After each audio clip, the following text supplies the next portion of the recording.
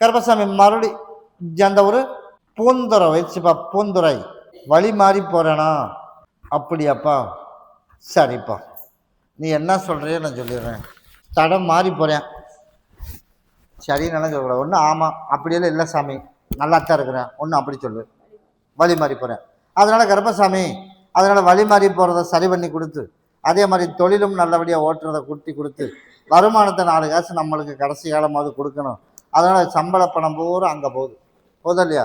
அதனால் உனக்கு நினச்சது மாதிரி குடிக்கிறதையும் நிப்பாட்டி கொடுத்து, அதே மாதிரி வேறு பாதையில் போகிறதையும் சரி பண்ணி கொடுத்து, நிம்மதியை உன்னை வாழ வச்சா போதுமா? போய் காலைல வந்துட்டுவான்.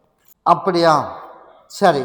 அதே போல் கருப்பசாமி, வர்ற மாசி கடைசி ஆகட்டும், பங்குனி பிறக்கட்டும், அதுக்குள்ளே அவனுக்கு அங்கே பிரச்சனை உருவாக்கி அந்த இடத்துக்கு அவளே வேணாம்னு சொல்கிற அளவுக்கு மாற்றி அவளையே தள்ளி விட்டுருவான். நீ எனக்கு வேணாம், நீ உன்ற வீட்டுக்கே போ சாமின்னு தாட்டி விட்டுருவான்.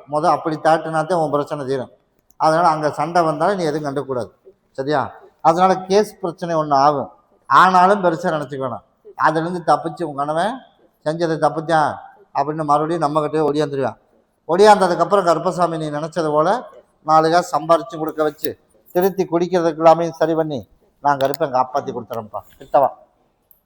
அதனால பௌர்ணமி அன்னைக்கு எனக்கு கனியில் ஒரு மாலை, ரோஜா பூவில் ஒரு மாலையை வாங்கிட்டு பாட்டில் சுட்டு வாங்கிட்டு வந்து நான் சீக்கிரமாகவே சரி பண்ணி கொடுத்துறேன். இதுக்குத்தான் மகளை உத்தரவு. கனி மாலை கேட்டது அந்த இட பிரச்சனைக்கு தான். சனிக்கிழமை உனக்கு சொல்கிறேன்.